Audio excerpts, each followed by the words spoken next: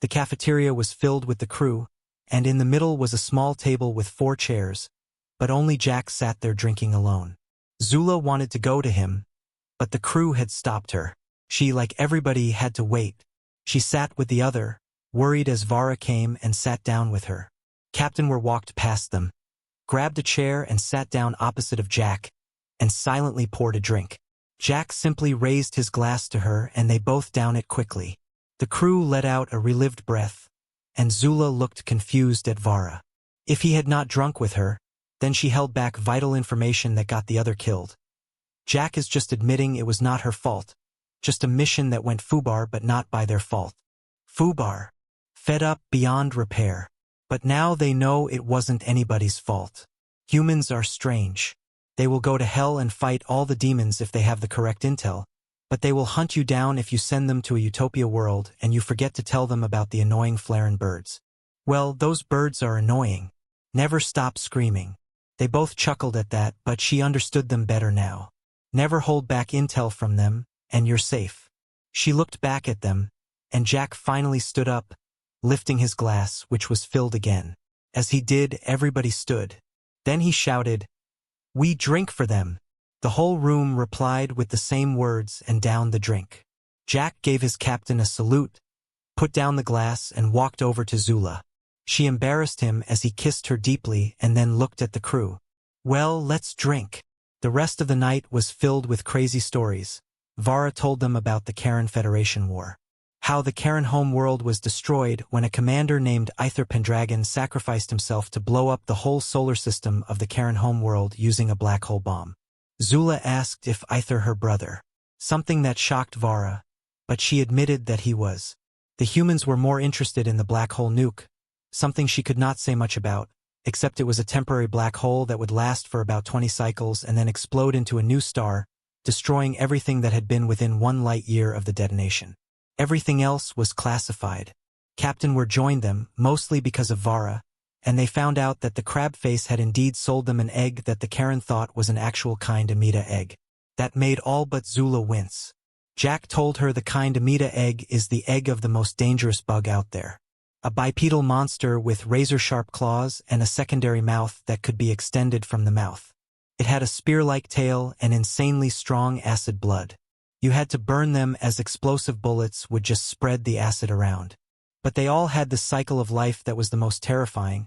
They had this kisser that was much stronger and bigger than the xenographs and then planted an egg inside your chest where it grew and, when matured enough, burst her out from your chest. Basically, the mean big brother of the xenographs and much more intelligent. The whole company was formed when Grandma Ripley and Grandpa Hicks were the only survivors of an attack by them. The crab-face guys used to hunt them, but after a total disaster that almost wiped them out, they went from hunting them for sports to exterminating them. Now their kind work more as merches. A few are in the company. They are great hunters with a effed-up view of the world, but they have mellowed a lot in the last 200 years. Zula laughed as he described them and told them the Yautja had been members of the Federation for 200 years and that the current Grand Shadow Admiral, the highest rank in the Joint Federation Navy, was one. Suddenly, the alarm went off and Weir and Vara got called up to the bridge. When they arrived at the bridge, they saw 4 ships hovering around them. They recognized the Destiny, but next to it were 3 Jobar battleships. These gigantic triangle shapes shipped with a bridge on the top and a hangar bay under. Vara looked at Weir and then down at the planet, where there was a clear sign of several nukes having exploded. "Escape! Hail the ships! And have a copy of the intel and copy of the body cams ready to be sent off." "Yes, Captain." Captain Grahad and Admiral Carr came on the screen. Carr spoke first. "Who are you, and what are you doing here? And why have you nuked one of our planets from orbit?" "Good evening, Admiral Carr. I am Captain Elizabeth Weir of Hicks and Ripley Extermination Company. We are a mostly human company, and we have been following up on leads about a terrorist group called the Cult of Yaguhulu. They are apparently led by the remnants of the Karen sociality. We have captured who we believe is the leader of this organization's chapter. We will hand over all our intel and await your decision." As she spoke, the intel was transmitted to him. Carr just looked at her. "And the nukes? The base was overrun and is built over 3 separate hives. The planet itself has several hives, to the point of us suggesting it be quarantined and well nuked from orbit. We scanned the planet before nuking it. There are no settlements on it. Only one satellite is in orbit. Transfer the intel. What about the Karen? How long do you want to hold on to their leader? I suspect you're interrogating the leader now. We have an interrogation program that has a high rate of success, but it would take about a week. We know this might be too long for you, and we are willing to hand her over immediately. Carr turned his attention from the screen for a while. Grahad just waited as he listened, and we're addressed. You want the intel as well, I guess? Yes, please. That would make it simpler. If the Admiral doesn't mind. Don't tell me that. I didn't hear anything. Carr popped back in for a second before continuing to talk with somebody off-screen. We're just nodded and the intel was sent to Grahad. Weir and Vara waited patiently for about half an hour before Carr returned. You will stay here, and we will send over a representative to observe the interrogation. You are not to jump away anywhere or we will be forced to attack. Is that clear? Affirmative, Admiral. We will be awaiting your representative. Now, excuse me while I clean up this mess below. Carr logged off and they were left with Grahad. I'm sorry about your losses and grateful for the intel. It just confirmed they were behind 12 of the 15 bug incidents in the Nalos Kingdom, and several others around the Federation. This is too important not to make a case in the Federation, and it will unite us against the common enemy. I hope so. I would be honored to invite you back to the ship for an official meeting if you don't mind. I will extend the same invitation to Admiral Carr. Please do when you have finished the interrogation. That way, we all have time to review the reports you gave us. That sounds like a better idea. We will be in contact. Grahad nodded to them, then cut the connection. Your brother must have friends in high places if he got the Jobar to accept us to lead this. Or is he setting us up to take the fall? Captain Weir looked at Vara, who was standing next to her. Both, I suspect. As I told you, this is high politics. They know they might have to nuke a colony sooner or later. It is better to have some gun-crazed humans do it than them. They will follow us, and if we do something they consider too far, they will attack. Your warning will be that my brother will ask me to return. Thanks for the warning. We won't kidnap you or fight back, but we will run away. As they spoke, they saw the Jobar ship moving into position and starting orbital bombardment with some bombs that, besides exploding, kicked up so much dust that it completely blocked out the sun. When they had turned the atmosphere into a dust storm, they launched another volley with some cryobombs that ended up encapsulating the whole world in ice. The planet was turning into an ice ball in front of their eyes. Nothing on the surface would survive. The procedure would take a week, but it was an impressive view. Jack woke from a nightmare and looked around the room. Zula moved a little, and he quietly walked out. She was perhaps what have kept him sane these last days. She had this strange behavior of leaving on the third day and returning after a night. She had promised to tell him why one day. He was thinking about waking her, but she looked so content, so he let her be, showered and dressed. Then he left a note and headed for breakfast. The crew were getting an early breakfast and looked at him as he came. She is still sleeping? I swear she is like a cat. Well, they sleep more than us. She prefers 10 hours. So what's new? I saw the baby Cthulhu getting excited yesterday. Those guys can't hide their emotions. He seemed worried. Something about the Karen was crazy to set up base there. And it's a miracle they haven't been all killed. Rick Hawkins idly ate his breakfast and then looked up. Speaking of the devil, they all turned to see the Jobar observer coming in for breakfast. Hey, Nadath over here? Dutch called her over, and they thought a smile appeared on her face as she joined them, sitting next to Dutch. They all looked at him and just smiled before Vasquez started her own interrogation. So what is the Karen talking about? Anything of interest? Yes. Apparently, they are running the operation out of the last Karen prison camp. It's in Shuttle in space. Those beasts are crazy dangerous. They will bite your head off if you anger them. The good boys? Nah, just give them a good belly rub, and they will be good. You know there is one down in engineering, right? Jack grinned at her as Zula's sleepy arms embraced her as she sat down. You didn't wake me. She was pouting at him, and he kissed her lightly. I didn't want to disturb your beauty sleep. She smiled, stretched, and stole his plate. You forgot the coffee. He chuckled and went to get another plate as Zula winked at the other. What? I just wonder when he will put a ring on that finger. I never seen him like that, and I served with him. Vasquez grinned as she drank her coffee. Natoth looked shocked at her. Is he your mate? Is that allowed? Everybody laughed, and Zula blushed as Jack sat down, confused. Then she straightened up and looked straight at her. Yes, he is my mate, and I don't care if it's allowed. It's allowed for humans. Jack smiled at her, and Rico had enough of the romantic talk. Okay, so where is this base and when are we going? They suddenly became very quiet and turned to see Captain Weir and Vara. Sir, at ease, we are in the process of asking the Shotolan Empire for permission. Admiral Carr is dealing with the matter now. Sir? Why are we waiting? Last time you just went and we have a much better relationship with the Shotolan than the Jobars. No offense. Jack looked at Natoth, but she just listened now. The Shondalan might accept us, but the others might see it as overstepping our bounds. Besides, they didn't like that you told the Yautja, and they might also want to get in on this. So, it is becoming a big political mess. Besides, if we show up in Shotolan space with this fleet, the good boys may want to growl a little or bite. They all thought about it. I will contact my admiral after the meal, and hopefully something will happen by then. Natoth offered as she looked at the captain. Then Captain Weir nodded and turned to leave. Vara looked at Zula, who got the hint and followed. Vara walked with Zula in silence. Zula was getting nervous as they headed back to Vara's cabin, and when they got inside, she told her to sit. Zula sat down nervously. She was trying to think of why she would be reprimanded. The only reason she would think of was Jack, and she didn't want to lose him. We need to talk. Vara paced around the room, slightly nervous, which confused Zula. What did she need to be nervous about? Yes, sir. She tried to act calmly, but Vara's behavior made her answer almost sound like she was asking a question. It's about you, Jack, and your father. What do you know about him? Who? Jack or my dad?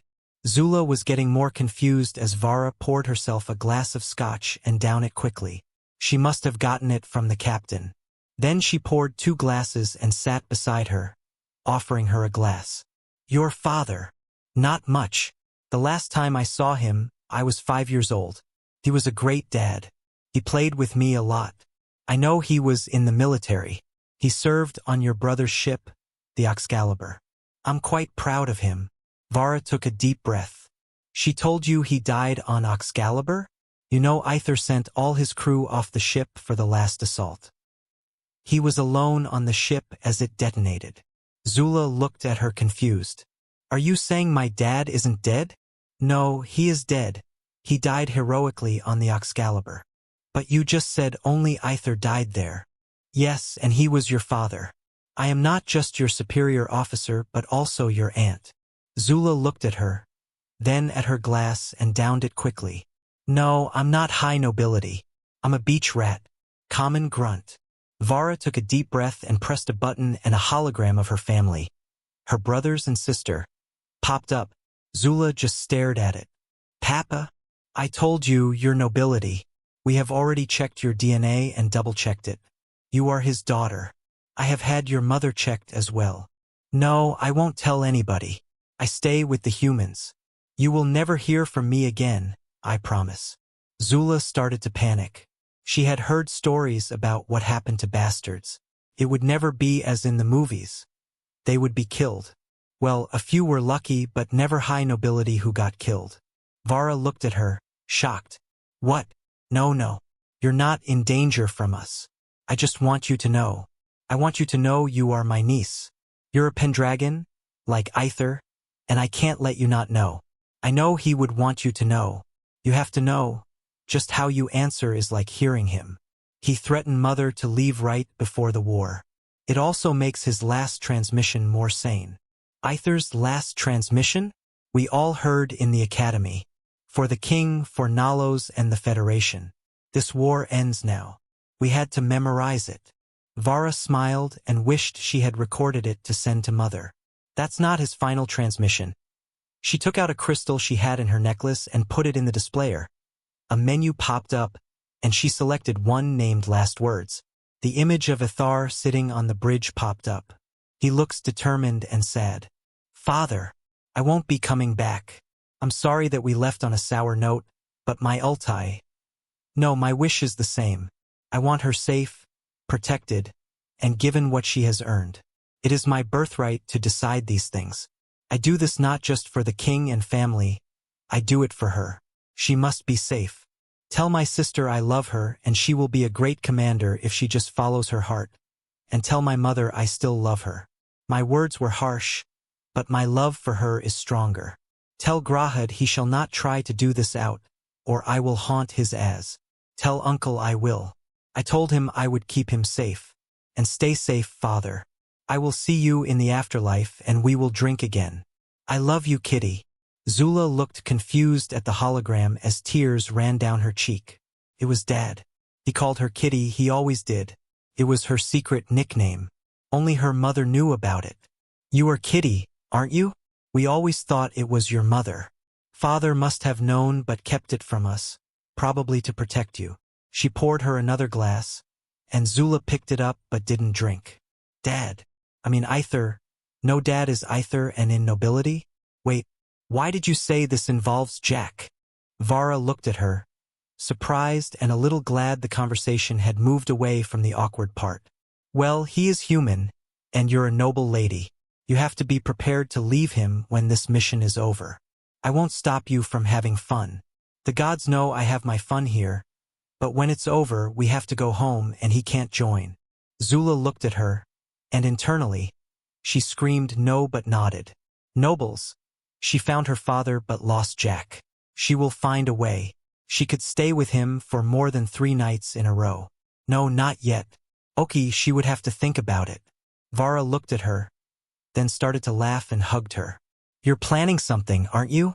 It's like looking at your father. Oh my gods. Grahad will get a kick out of this. Vara calmed herself. Think before you do something. And you can talk to me. I knew your mother well before you were born. I could not visit her after I joined the academy. Your Aunt V. Zula was getting even more confused when the alarm went off. They both got up and headed towards the bridge. She wanted to ask her about many more things, but they all had to wait. When they came up to the bridge, they saw the captain talking to a rather upset Kar and Grahad. They walked near the captain to listen in. No, Admiral. We did not know they were coming. We requested pickup for our civilians, and that is not a human ship.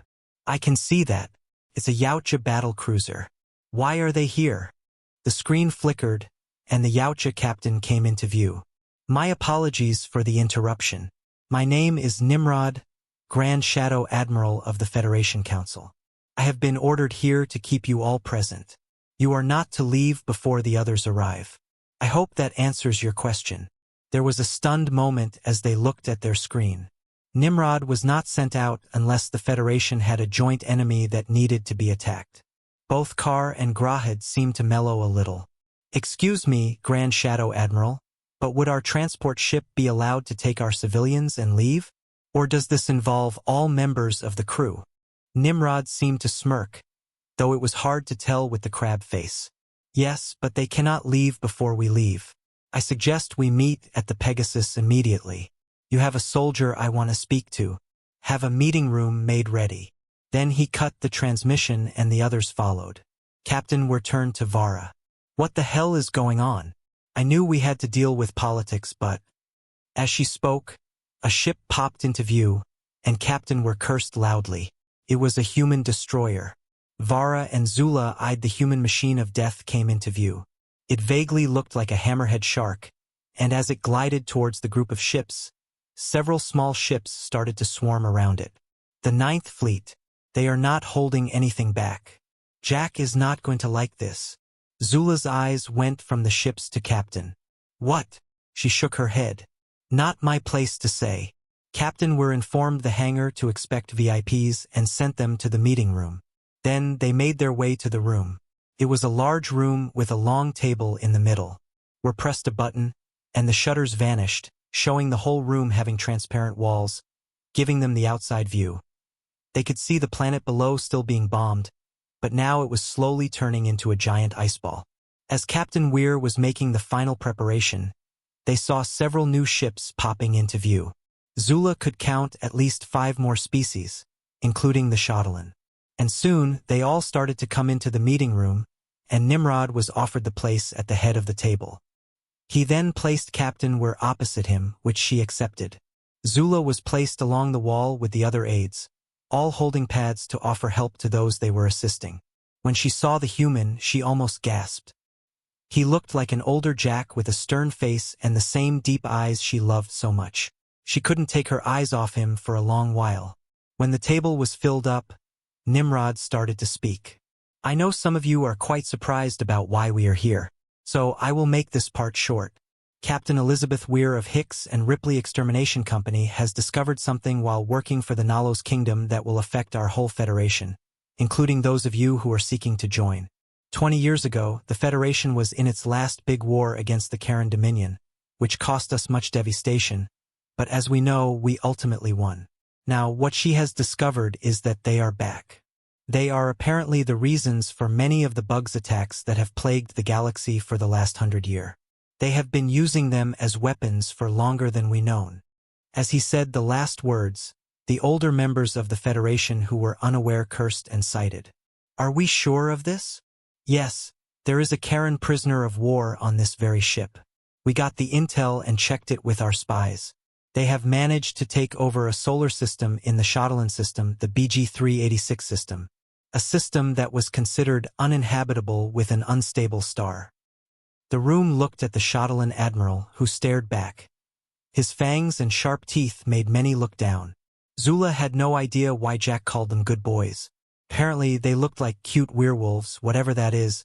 It's not the Shotolan's fault. The planet classification was changed in the Federation database, and even up in the Senate, it got the unstable system status. Somebody managed to trick us, and we are currently trying to discover who. On the other hand, they rebuilt a fleet there and moved into the unknown sectors of BG-386. Our job is to take them out and find the other Viper nests. Now the biggest problem is that the children have now started to breed bugs and use them as protection and soldiers. As you know, we need to get to their mainframes before they wipe them. That's where the humans come in. They have volunteered to go down on the planet and secure the mainframe. They all looked at the human admiral and back at Nimrod. That's suicide. It's not, we just did it on the planet below. That's how we secured the prisoner. With some more men, we can probably be able to create a beachhead and secure more than just a download and a prisoner. They looked at Captain Weir and seemed to think about it as the Shotolan admiral spoke up. We can board a few ships as well. We are pretty experienced in that. As long as you, Jobar, can keep the ship from exploding. Carr smirked. Don't worry. They would have to do it manually, so just get to the reactor room before they do. Nimrod stood up. Okay. I will send you a battle plan within an hour. We are departing in 5. For the Federation, unity and peace.